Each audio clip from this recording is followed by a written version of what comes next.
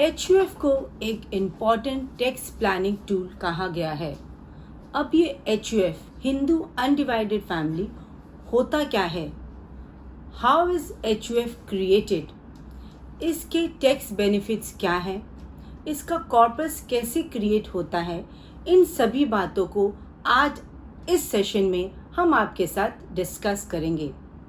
Hi friends, I am C Anita Agarwal. Welcome back to my channel. यदि आपने अभी तक मेरा चैनल सब्सक्राइब नहीं किया है तो subscribe my channel and press the bell icon ताकि आपको इस तरह की वैल्यूएबल इंफॉर्मेशंस की नोटिफिकेशंस मिलती रहें। आइए बढ़ते हैं टॉपिक की तरफ। HUF होता क्या है? हिंदू लॉ के हिसाब से जब भी एक इंडिविजुअल की शादी होती है तो HUF नेचुरली क्रिएट हो जाता है। But as per income tax point of view, HUF create करने के लिए it is essential to have 2 copartners. अब ये को-पार्टनर्स HUF में क्या होते हैं? मान लो राम की शादी हो गई। Ram is a co-partner of HUF and उसकी वाइफ जो है she is not the co-partner of HUF। जब राम की वाइफ एक चाइल्ड को बर्थ देती है, देन वो चाइल्ड, चाहे वो सन हो या डॉटर हो, then that child become the co-partner of HUF। अब इनकम टैक्स एक्ट के हिसाब से राम और उसका सन एक HUF क्रिएट हो चुकी है, क्योंकि अब उस फैमिली में 2 को-पार्टनर हैं, राम और उसका बेटा। जो भी मेंबर्स एक HUF में जन्म से जुड़े हैं उसे हम को-पार्टनर कहते हैं। Any other members are not the co-partner in HUF। कहने का मतलब ये है कि every co-partner is a member in HUF but every member is not a co-partner in HUF। इसे हम एक एग्जाम्पल के साथ समझने की कोशिश करते हैं। मान लो राम की शादी हो गई है। अब उसके 2 सन हैं A, B और उसकी एक डॉटर है C।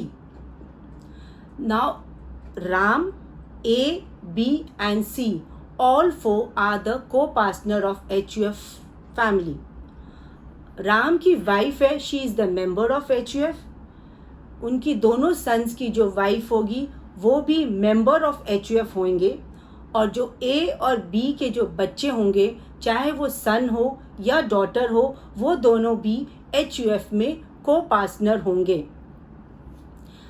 As per the Hindu succession act में 2005 में अमेंडमेंट किया गया था और उसमें कहा गया था जो भी गर्ल चाइल्ड है बिफोर मैरिज तो वो एक HUF की मेंबर और को-पार्टनर दोनों होती है, लेकिन आफ्टर मैरिज भी she will be continue to be the member and co-partner of HUF।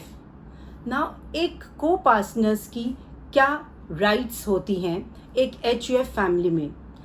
अगर HUF फैमिली की कोई भी पार्टीशन होती है, उस HUF फैमिली में जो भी एसेट्स हैं उसकी पार्टीशन पे वो सारे एसेट्स उन को-पार्टनर्स में इक्वली डिस्ट्रीब्यूट किए जाते हैं। उन सभी को-पार्टनर्स का उस एसेट्स में इक्वल राइट होता है, लेकिन जो उस HUF का मेंबर होता है उसका उच्च एसेट्स में उस पार्टीशन में इक्वल डिस्ट्रीब्यूशन नहीं होता है। He receive only the reasonable portion of that assets. लेकिन जो कर्ता की वाइफ होती है, she have the equal right on partition of this assets.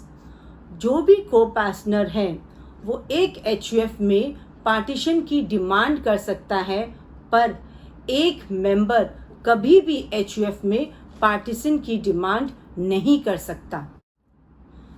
How is HUF created?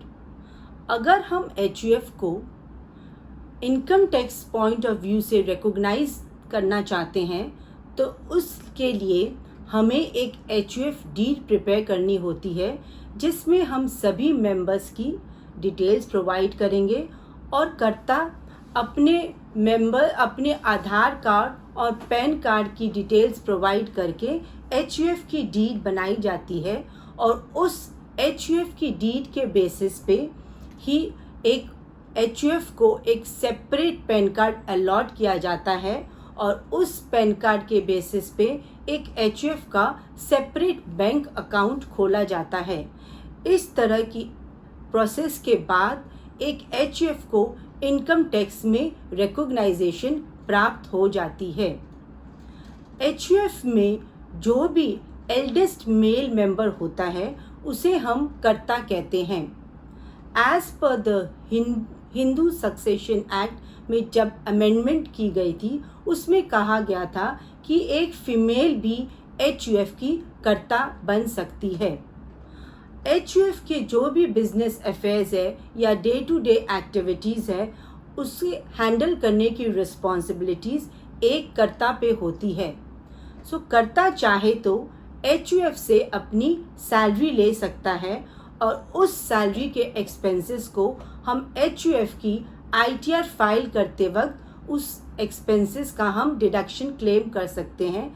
उसी तरह अगर और भी HUF के मेंबर्स उसके day to day business affairs में इन्वॉल्व हैं तो उन्हें भी सैलरी दी जा सकती है और उन सभी खर्चों को हम HUF की ITR फाइल करते वक्त उसका हम डिडक्शन क्लेम कर सकते हैं।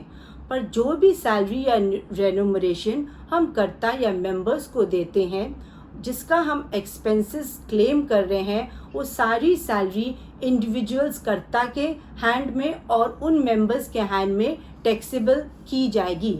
लेकिन अगर कोई भी इनकम जनरेट हो रहा है और उस इनकम को उस प्रॉफिट को हम अगर मेंबर्स में और कर्ता में डिस्ट्रीब्यूट करते हैं that income will be taxable only under HUF।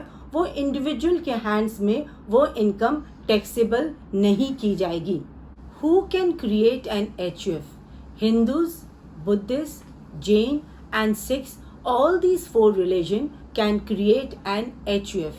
एक HUF की source of income क्या हो सकती है? HUF can generate income from other sources, from house property, from capital gain and from business and profession. अब HUF अपना corpus कैसे create करता है? मान लो एक फैमिली में उसकी कोई एनेस्ट्रल प्रॉपर्टीज़ है और उस प्रॉपर्टी को वो अगर HUF में ट्रांसफ़र कर सकता है। एक इंडिविजुअल मेंबर अपनी प्रॉपर्टी को भी HUF में ट्रांसफ़र कर सकता है पर सेक्शन 64 के हिसाब से उस प्रॉपर्टी से जो भी इनकम जनरेट होगी it will be taxable in the hands of individual.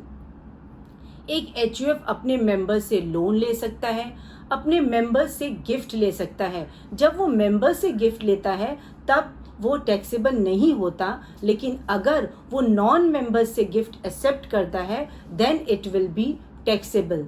हाँ, एक कर्ता कभी भी HUF से गिफ्ट किसी और को नहीं दे सकता because how can he give gift on behalf of all the other members. लेकिन अगर फैमिली में कोई मैरिज हो रही है उस सूरत में HUF गिफ्ट प्रोवाइड करवा सकता है। जो भी इनकम एक HUF में जनरेट हो रही है उसे वो फर्दर इन्वेस्ट कर सकते हैं इन FDs, in shares, in mutual funds. एक HUF अपना एक सेपरेट डीमेट अकाउंट भी खुलवा सकता है। HUF को एक टैक्स प्लानिंग टूल क्यों कहा जाता है, इसे हम एक एग्जाम्पल के थ्रू समझने की कोशिश करते हैं। मान लो A is an individual having a taxable income of 15 lakh, उसकी वाइफ B जिसकी टैक्सेबल इनकम है 12 लाख, उनकी फैमिली में एक एंस्ट्रल प्रॉपर्टी है जिसका रेंटल इनकम आता है 8 लाख रुपए। अगर हम केस 1 में अगर हम उस रेंटल इनकम को हस्बैंड की इनकम में ऐड कर देते हैं तब उस रेंटल इनकम पे 30% के टैक्स स्लैब के हिसाब से 2.4 लाख की टैक्स लायबिलिटी आएगी।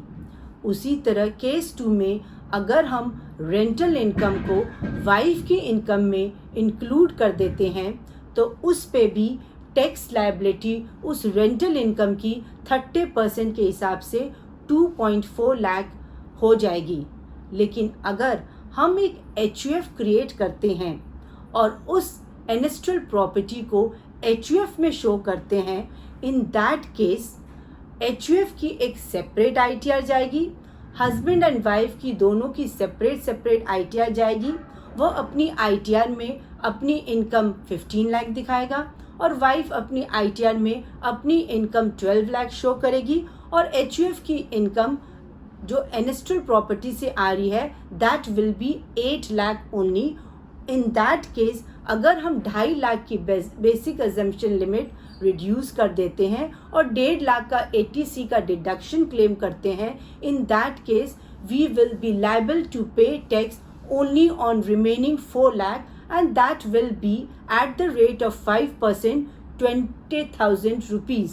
आपने देखा किस तरह हम एक ह्यूज टैक्स लायबिलिटी की सेविंग यहाँ पर कर पा रहे हैं। उसी तरह इनकम टैक्स एक्ट के अनुसार एक इंडिविजुअल के पास अगर एक रेसिडेंशियल हाउस प्रॉपर्टी है तो उसे वो सेल्फ ऑक्यूपाइड प्रॉपर्टी बताकर उसके ऊपर उसकी कोई टैक्स लायबिलिटी नहीं आती है। लेकिन अगर उसके अकाउंट में वो एनेस्ट्रल प्रॉपर्टी भी ऐड की जाए तब उसकी टैक्स लायबिलिटी इंक्रीज हो जाती है। लेकिन अगर वो उस एनेस्ट्रल प्रॉपर्टी को अपनी HUF में शो कर देता है और उस HUF में उस एनेस्ट्रल प्रॉपर्टी को if we show as a self occupied property तो इन दैट केस HUF में ज़ीरो टैक्स लायबिलिटी बनती है।